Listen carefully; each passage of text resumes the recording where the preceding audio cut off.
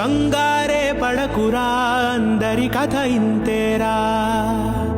కష్టాలే ఎరుగని కథ అంటూ ఉండదురా కన్నీళ్ళే దాటని కళ్ళేవీ లేవు కదా కల్లోలం జరగని బ్రతుకంటూ ఉండదుగా ఆ దైవం ఎప్పుడు ఆడే ఆటే ఇదిరా